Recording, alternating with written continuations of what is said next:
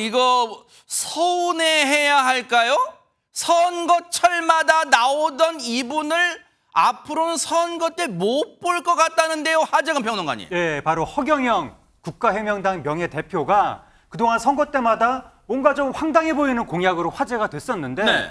다음 대선 때는 나올 수가 없게 됐습니다. 어허. 왜냐하면 허경영 대표가 과거에 했던 말들이 허위사실 유포 혐의를 인정을 받은 거예요. 어머? 그래서 피선거권을 박탈당했는데 네. 어떤 말이 문제가 됐는지 한번 들어보시겠습니다. 네네. 삼성 이병철 회장님을 만나서 그분의 아들로 지내게 되었습니다.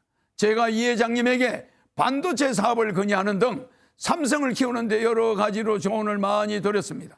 그러다 보니 이병철 회장님 소개로 박정희 대통령을 만나 비밀 보좌역이 되어 박 대통령에게 우리나라를 살 수 있는 여러 아이디어를 제공했습니다. 저 발언 여러분들도 기억나실 거예요. 그래 저 때 그랬었어. 그때도 어쩐지 황당하다 싶었는데 결국 이렇게 되네 하실 거예요. 그런데 더 나아가서 이런 말도 했습니다. 한번 들어보시고 이어가 보도록 하겠습니다. 제가 박정희 대통령이 저에게 준 50년 된 협대입니다. 이걸 내가 지금도 차고 있습니다. 굉장히 오래됐죠? 이거 박 대통령이 준 지봉입니다. 새 지봉이 나오고 나서 이걸 저한테 줬죠? 이거 백금입니다. 대통령 마크가 있고 1975년 5월 20일입니다. 날짜는. 왜 이걸 줬겠습니까? 대한민국을 바꿀 만한 능력이 있다는 거죠. 혹시 저 때도 저 TV 토론 때도 저걸 보시면서 어머머 진짜야? 저걸 줬다고?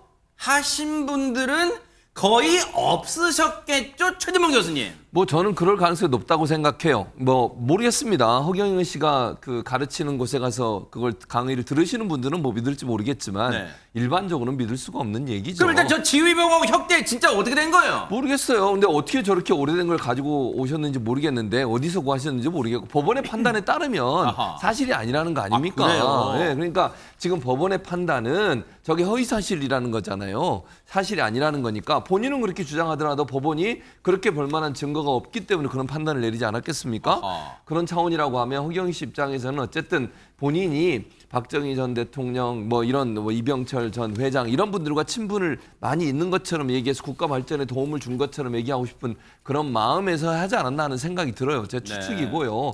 다만 오늘 뭐 선거라고 하는 것은 정말 국민들에게 올바른 판단할 수 있는 기회를 제공하는 것이고 그곳에 나와 토론을 하는 분이라고 하면 저는 사실만을 얘기한다고 생각합니다. 그거는 유권자들의 선택에 아주 안 좋은 영향을 미치는 거잖아요. 만약 사실이 아닌 허위 사실을 유포한다고 하면 네. 그런 점에서 법원의 판단에 근거해서 말씀을 드리면 허경영 씨가 저런 행동을 하는 것은 대단히 부적절하다 이렇게 말씀드릴 수 있을 것 같습니다. 선거법 유죄가 확정이 돼서 2034년까지 선거에 나올 수 없다는 건데 구체적으로 어떤 혐의에 대해서 어떤 처벌이 내려진 건지 박성배 변호사님이 정리 좀 해주시죠.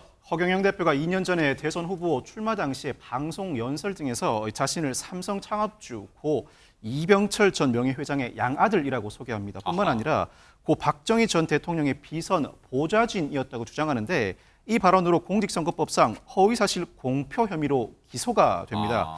그런데 허경영 대표가 재판 진행 과정에서도 계속해서 자신의 주장이 진실이라고 진술합니다. 그러자 급기야 1심 법원은 판결 이후에도 허위사실을 계속 유포할 가능성이 큰 만큼 정치 영역에서 배제할 필요가 있다고 직격하기도 했습니다.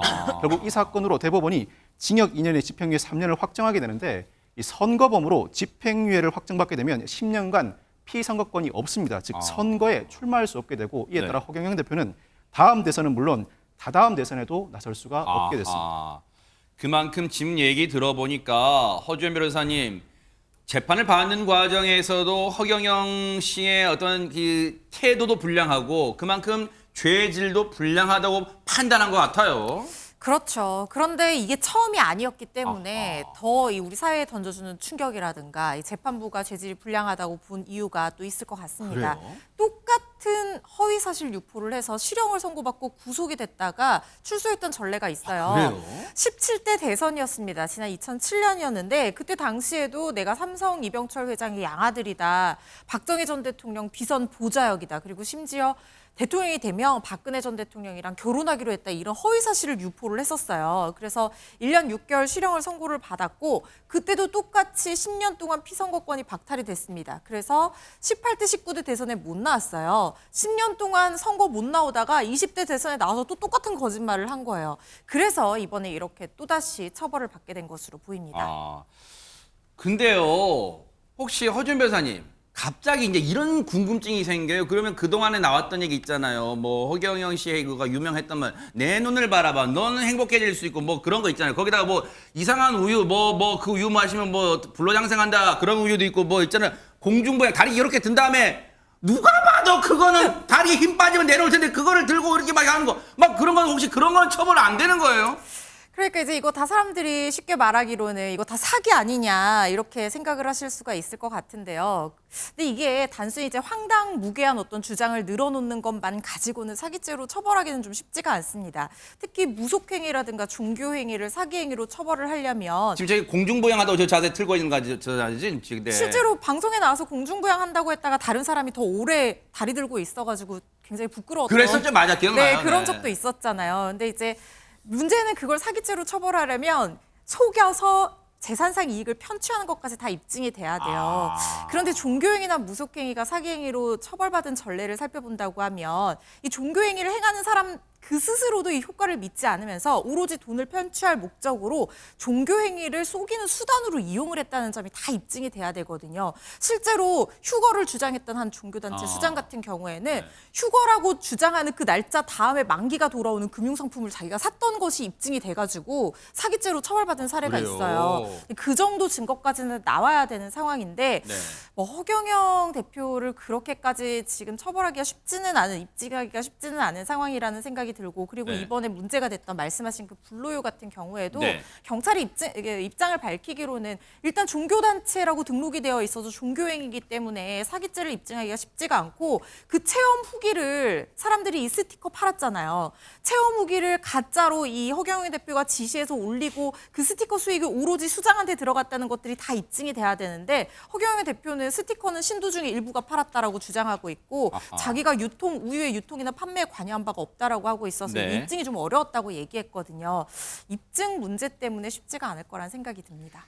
2034년까지 이번 대법원 확정 판결이에요. 그러니까 뭐 더 이상 뭐 어디 더 재판을 진행할 수 없어요. 그런데 2034년까지 선거에 못 나와요. 그런데 혹시라도요, 유인경 평론가님, 그런 분 안 계실 거라고 생각합니다만 허경영 씨가 했던 공약들 중에 뭐 신혼부부한테 자기가 당선되면 얼마 주고 혹시 그런 공약을 그리워하는 분들 계실까요?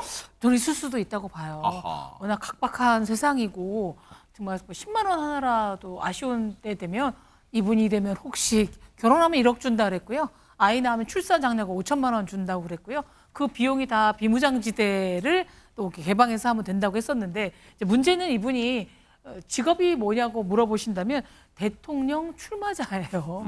대선거 출마자여서 황당한 공약을 참 많이 하셨죠. 네. 나를 죽여도 나는 계속 올라가서 대통령이 될 것이다. 뭐 이런 공약이라고 해도 거짓말이라고 해야 될지는 들을 수 없을지 모르겠고 올해 만으로 74세예요.